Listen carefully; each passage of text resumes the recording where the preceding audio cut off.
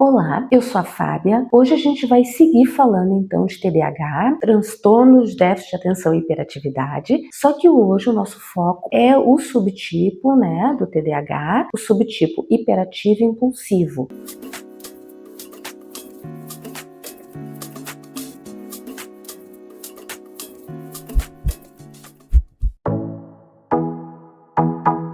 Muito comum, gente, hiperatividade e impulsividade andarem juntas, tá? Bem comum mesmo. E quais são, então, os sintomas que esses sujeitos apresentam e o que a gente pode fazer, então, para ajudar eles, né? Porque TDAH não é uma escolha, né, gente? TDAH é um transtorno de neurodesenvolvimento. É um funcionamento cerebral diferente, tá? Então, o sujeito, especialmente a criança, tá? A hiperatividade, ela é mais presente realmente na infância. Depois, os sintomas mudam um pouco. Mas a hiperatividade, ela não é uma escolha daquela criança, tá? Ela não é uma escolha de viver caindo, de bater nos objetos, de não ver o que tá fazendo e quando vê, derrubou toda a comida, sei lá, virou o copo e quebra copo. E os pais estão sempre preocupados porque, sei lá, ela vai no banheiro, ela bate a perna no vaso, ela abre a torneira, esquece de fechar, né? Então, tudo isso tá dentro desse subtipo hiperativo, tá? O que acontece, gente, nesse subtipo, né? Hiperativo. É como o próprio nome diz, hiperativo, quer dizer, é muita atividade. É um corpo que essa criança não consegue controlar os movimentos. Então,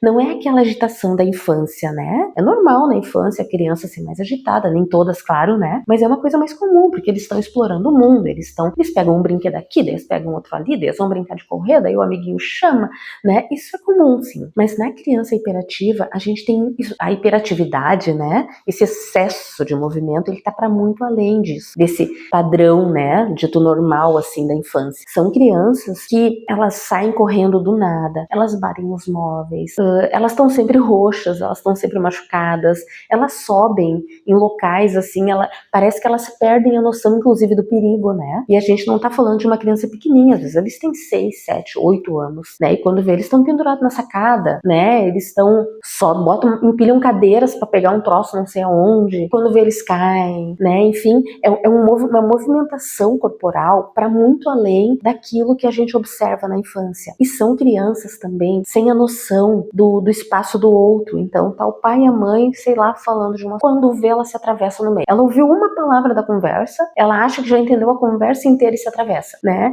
É aquela criança que a professora tá no meio de uma explicação, papapá, e ela passa no banheiro, né? Ela não consegue nem levantar a mão e esperar a professora dizer, fulaninho, o que que tu deseja, enfim, né? E ela já se atravessa, né? Ou então ela levanta da classe, todo mundo ali, a professora tá esperando, o ambiente tá tranquilo, ela simplesmente levanta e vai lá num outro fulaninho atrás pra pegar um apontador, né? Num momento que talvez ela nem precise de um apontador, né, gente? Então, o que acontece? Ela não faz o controle, esse controle dos movimentos, né? Que vem do controle inibitório, que é uma questão, né, neurológica que a gente desenvolve, aprimora ao longo da vida. Ela não faz esse controle. Então, ela tem os movimentos muito além, né, do dito normal de uma criança, e além disso ela tem essa questão impulsiva, né? Então, ela não faz esse controle do comportamento, esse controle, essa inibição de uma resposta automática. O que é uma resposta automática, né, gente? É isso, é agir sem esse pensamento, sem esse filtro. Então, eu tô lá num ambiente,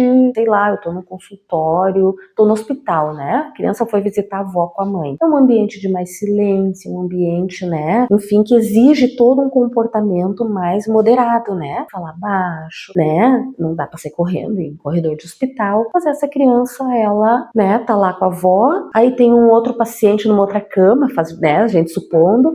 Essa criança, quando vê, ela tá metida no assunto lá, né, de uma forma até meio inconveniente, né? Ela ouve alguma coisa, ela se mete, ela vai lá, ela faz pergunta, ela envolve todo mundo, né, numa situação, em um local que não é apropriado. Então, a gente vai ter essas características, tá? O controle nesses movimentos corporais, a falta, né, de controle, a dificuldade nesse controle e essa dificuldade extrema no controle do impulso. Então, ela faz no impulso, não é intencional. No adolescente, gente, essa sintomatologia muda, tá? No geral, na adolescência, a hiperatividade diminui, mas aumenta a impulsividade, tá? Não é que aumenta a impulsividade, é que como essa parte do corpo, naturalmente, ela vai diminuindo essa movimentação, o impulso não, ele continua. E na adolescência, é muito comum a impulsividade impulsividade ser maior, até nas pessoas neurotípicas, né? É muito comum na adolescência essa coisa do impulso ser maior, porque, enfim, tem toda uma mudança, né, química, fisiológica no cérebro, né, que é própria da adolescência, que é a transição até a idade adulta, né? Um cérebro que está se modificando. Então, a impulsividade, ela já é muito presente na adolescência. Quando o sujeito tem TDAH, essa impulsividade, no geral, ela aumenta, né? É aquele adolescente que não pensa, né? Acontecendo, sei lá, uma briga ali, ele vê de longe, ele vê que tem alguém ali que ele conhece, quando vê ele tá metido na briga, ele não tinha nada a ver com isso, né? Aí quando vê ele tá na direção da escola, a mãe é chamada, o pai é chamado, tem todo aquele fuzuê em torno, só que ele foi no impulso, né? Ele não teve nenhuma intenção naquilo, né? Essa é a questão da impulsividade, né, gente? A impulsividade, ela tá para além da intenção. E aí, a gente vai ter esses sujeitos, adolescentes especialmente, né? Isso é muito comum em meninos, tá, gente? É mais comum nos meninos esse subtipo, então, hiperativo impulsivo. A gente vai ter esses sujeitos envolvidos em, né, em questões, assim, gente, inacreditáveis, às vezes, né? Que a gente pensa, meu, como é que fez isso? Só que foi um impulso, tá? Não teve uma intenção, não teve um planejamento, não teve uma intenção, não teve um planejamento, teve um impulso, tá? E na idade adulta, então, a gente vai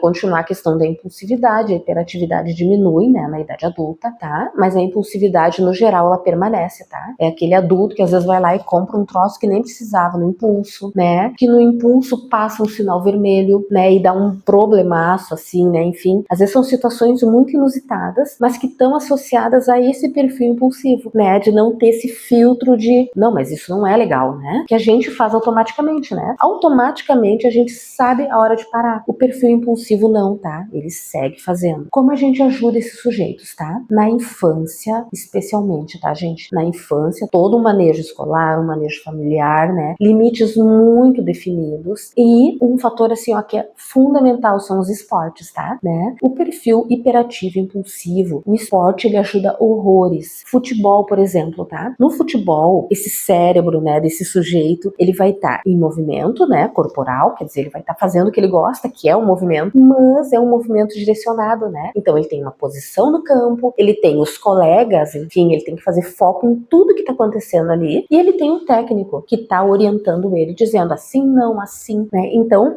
o cérebro, ele vai meio que se ajustando a essas condições todas e vai se remodelando. Claro, né, gente, que, não, então eu vou botar meu filho no futebol e vai estar tudo resolvido. Não funciona assim, tá? Tudo ajuda, mas é um transtorno de neurodesenvolvimento, então a gente não tem uma remissão, né? Não existe. Hoje tenho TDAH hiperativo, amanhã não tenho mais. Mas essas medidas todas ajudam, tá? Rotina definida, manejo, esportes, tá? Muito importante. Horários, controle do uso de telas, é muito importante, tá? Quem tem TDAH tem que usar pouca tela, de preferência, muito pouca, tá? E direcionada, porque eles não fazem o filtro, gente. Então, o que for aparecendo ali e for do interesse, eles vão olhar, né? Eles vão, enfim, né? As coisas, elas vão acontecendo para muito além do controle deles. Então, controle das telas, rotina estruturada, alguns manejos visuais, tá? Com os lugares, o que se espera dessa criança, um mural daqui a pouco em casa, com letras, né? Daqui a pouco, assim, até usando cores mais chamativas, porque é mais importante, com os horários, né? Digamos que a gente quer que essa nossa criança, sei lá,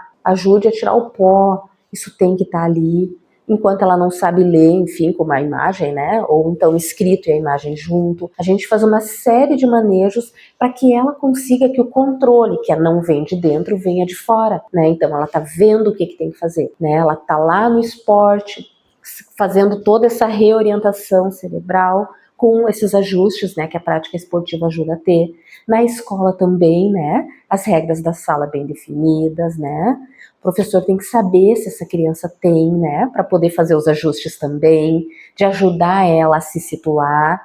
Agora é isso que nós vamos fazer, agora a gente vai ficar sentado assim, para colocá-la numa posição na sala de aula que induza ela a fazer o que ela tem que fazer e a permanecer mais no lugar dela, porque permanecendo no lugar que ela vai conseguir focar, ouvir o que a prof tá falando, no caso, né, e fazer o que ela tem que fazer. Então tem muitos ajustes, tá, gente? Esses são só alguns exemplos, tá? A gente vai seguir, então, tratando de TDAH. Nosso próximo vídeo vai ser sobre o subtipo combinado, desatento, hiperativo, impulsivo. Fica aqui com a gente, porque aqui o conteúdo é de qualidade, é científico e é sempre com muito amor pensando em ajudar nossas crianças e os sujeitos, então, neurodivergentes. Até o próximo vídeo, um grande abraço!